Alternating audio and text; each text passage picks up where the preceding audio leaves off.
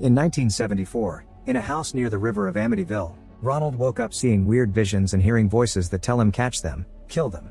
When the clock struck 3:15, Ronald loaded his weapon and began going from room to room shooting his entire family. Jody heard the shots and tried to hide in the closet with her favorite bear, but Ronald found her anyway and shot her after telling her he loved her. This is a real case that appeared on the news back then and shook the entire nation, especially when Ronald said that the house told him to do it. 1 year later, George and Kathy are happily living together as newlyweds.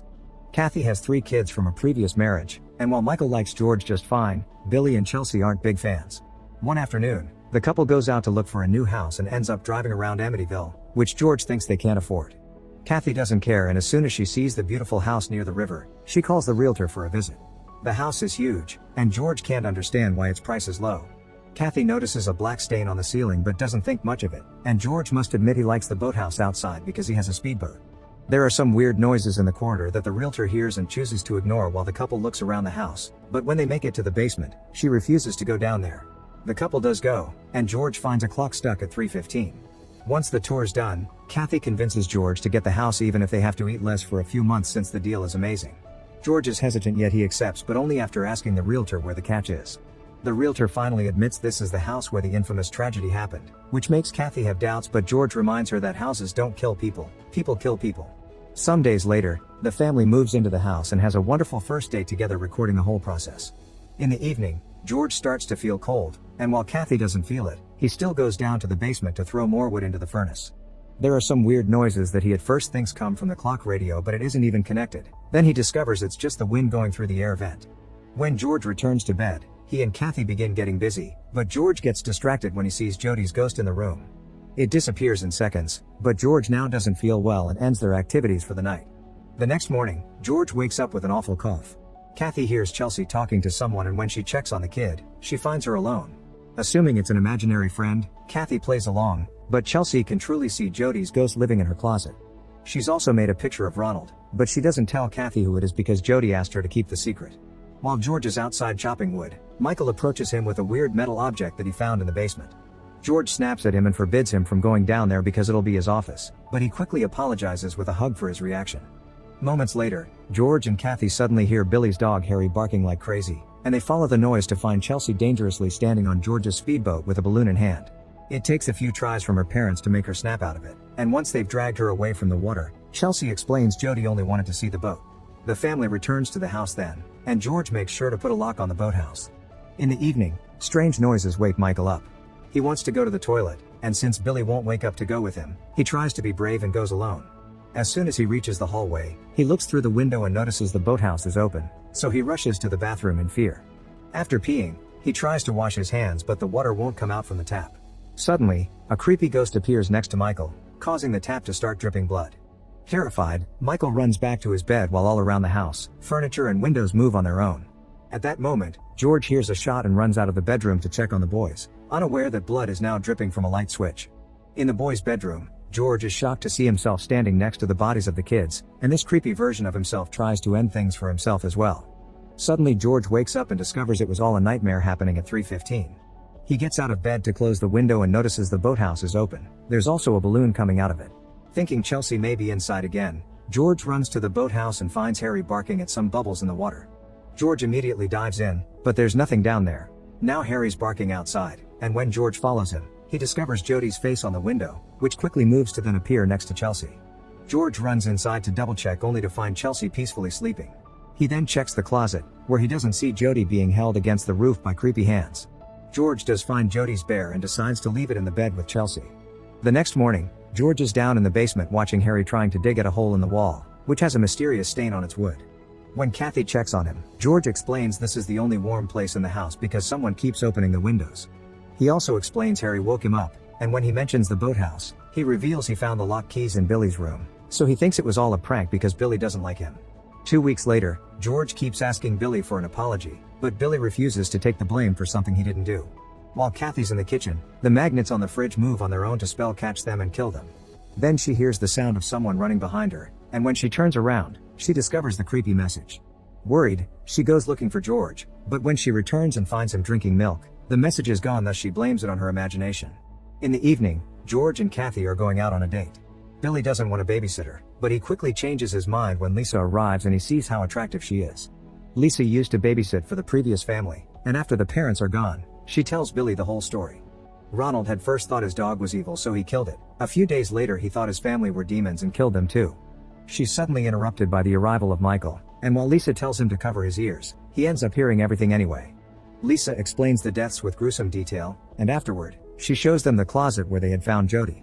Chelsea shows up too and shares that Jody says Lisa's an awful babysitter, and it turns out it was Jody that got Lisa fired.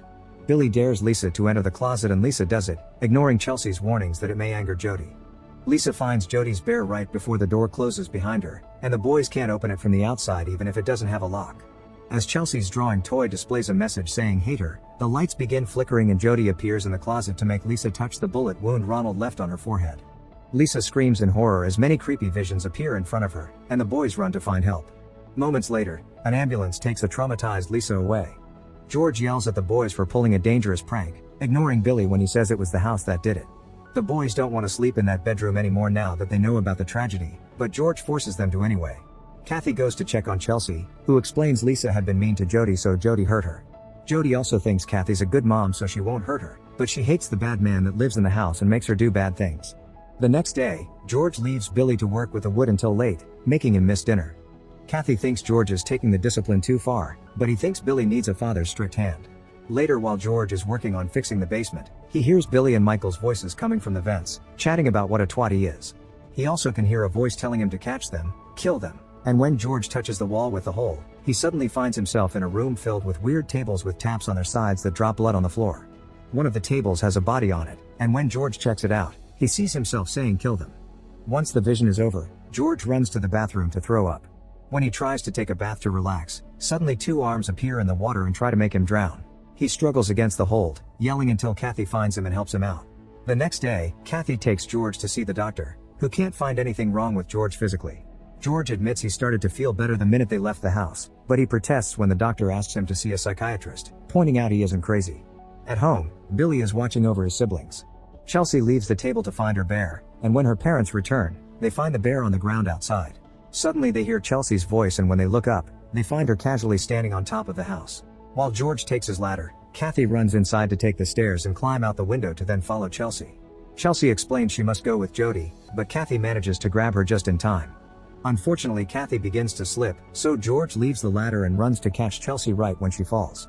Moments later, Kathy yells at Chelsea for doing something so stupid, making her cry when she says Jody isn't real. Chelsea replies Jody was going to take her to see her dad, making Kathy think her daughter is reacting badly to grief. George overhears all this and says this is a wacko family before grabbing all his things from his bedroom and moving to the basement. Sometime later, Kathy goes to see Father Calloway to share her worries over something evil possibly living in the house, and the priest isn't surprised to hear she's living in the house of the tragedy. Meanwhile, George is chopping wood and making Billy hold the logs even if he's scared about having the axe so close to his limbs. When Billy begins to cry, George threatens him into behaving. In the evening, George is in the basement watching the tape of their moving day. Suddenly, he sees Billy's face getting all demonic, and thinking his mind is playing tricks, George decides to go to sleep. At 3:15, he wakes up again when he hears the voices telling him to kill them, so George leaves the basement and finds all the house doors open. Harry is in the boathouse barking again, thus George grabs his axe and goes to check. As soon as he enters, George is attacked by a creepy zombie-like creature and he immediately defends himself with his axe. It isn't until the creature's dead that George realizes he's actually killed Harry.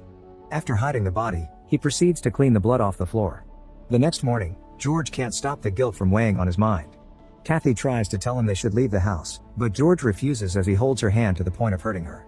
An argument begins that makes George yell at Kathy, only to be interrupted by the boys coming to ask about Harry. George tells them Harry probably ran away, ignoring Billy when he responds their dog never does that. In the afternoon, Father Calloway comes to exorcise the house and notices Chelsea holding Jody's bear, so he tells Kathy in private that Jody had been buried with that bear and it shouldn't be here. When Calloway begins working, all the doors around him close on their own, and a noise begins coming out of the vent. Calloway checks it out and is suddenly attacked by a huge swarm of flies until the doors open again.